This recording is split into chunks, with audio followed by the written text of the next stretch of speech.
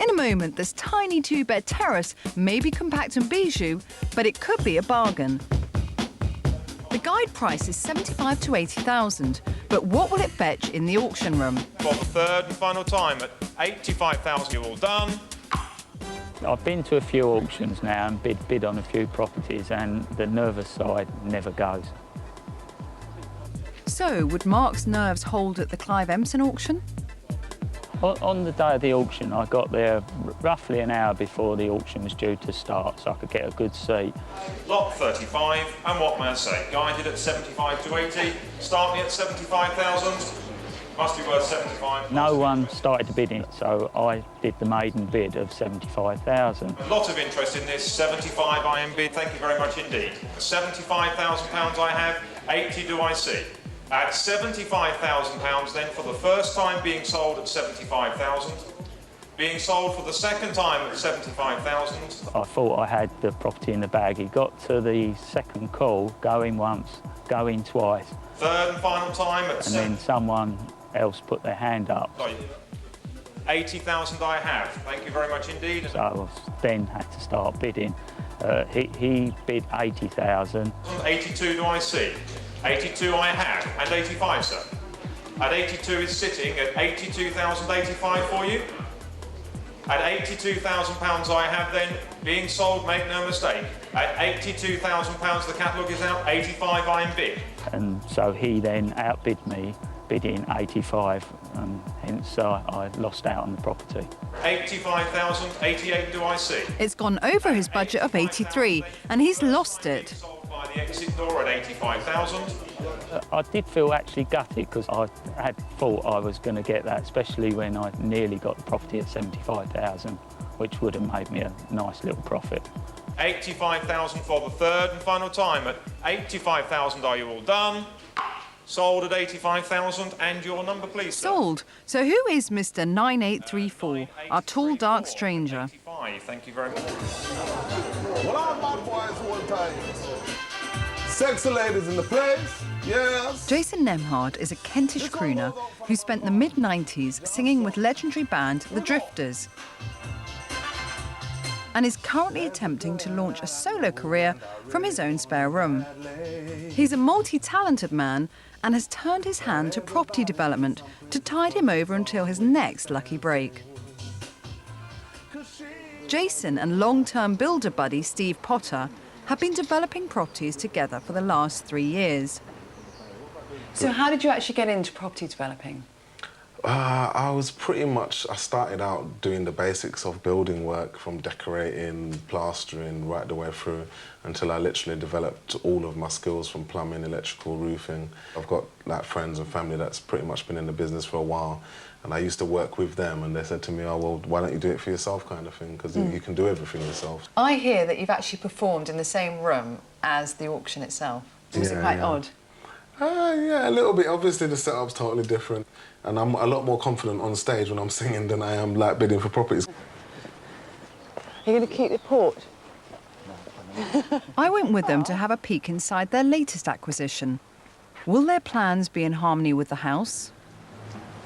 As you can see, this is a wonderful new property. Wow, it's like a doll's house, isn't it? Yeah. Very quaint, very mini, and it's also quite dark. I mean, if I turn the light off, it is dark, isn't it? It is quite dark. It's a dingy little house. The windows are quite small. We're going to get a new door anyway, so we'll have window, glass top and bottom. As you can see, you walk straight from the front door into the living room. Yeah. There's no hallway or anything, obviously. Lovely polystyrene tiles on the ceiling. Ooh, I'm good at ripping those down. Yeah? Yes. I'll have to get you to do some work then. Tell me what you're going to do in here, apart from the obvious. We're going to remove the fire and the cupboards and everything. I think you should leave the fireplace so it gives it a bit of character. It is a nice feature of the room, admittedly it is. But, us developers normally just rip things out. If you buy it, we'll keep it. Tell me a little bit about the auction. I usually do the bid in the auctions, but I let him have a go this time.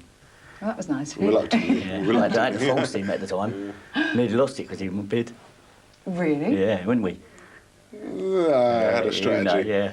I just waited till the last minute. The hammer was about to go down, and I just called that just before. Oh, that's actually quite annoying sometimes in front of people. Yeah, it can be. Okay, no problem. Right, this is the kitchen. Not much for kitchen. No, this is gonna be the bathroom.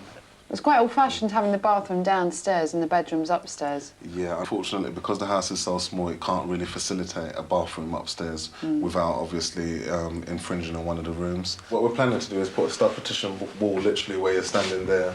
Right. The stud partition wall's going to run along here and go across to the chimney breast, the corner of the chimney breast, so it's going to be a fair-sized bathroom. And then we're gonna knock the wall down, put a lintel across the top of it, and it's gonna be a kitchen dining room. There's going to be an extension out there. As you can see from here, get a better view from out here in our lovely conservatory. We're going to just probably have about a 2.5 metre opening across the back. So this is great space. I mean, it's just naturally waiting to be developed, isn't it? We're going to take this down and just extend out probably 3 or 4 metres so it can have a good-sized kitchen diner here. I hope you're going to save the geraniums. Well, they're lovely, but do you want them?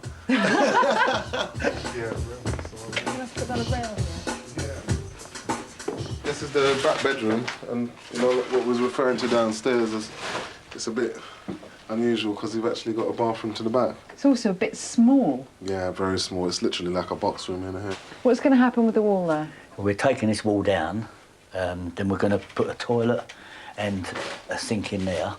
Hopefully, we're going to put a shower in the cupboard and make it an ensuite with a double bedroom. So if you're going to use the cupboard there for the shower, then where are wardrobes going to go? They're going to have to buy some, I think. Is that going to be enough storage space?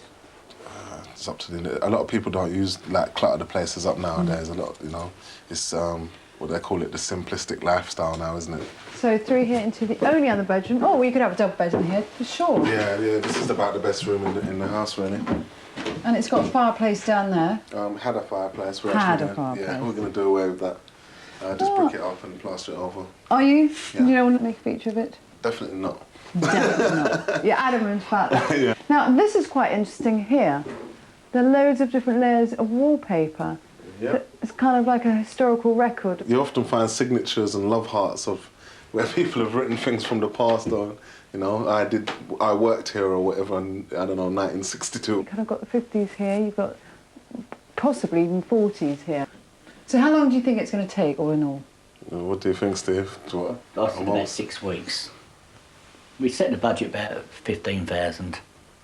Hopefully we're going to do a little bit less. What do you think the value will be after that, then, when you've done the work?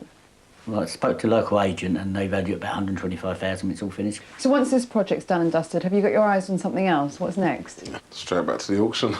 That's the best place to go for a good deal. The way you wind your body, oh yeah. Jahson and Steve seem to be in tune with one another, which bodes well for future development duets.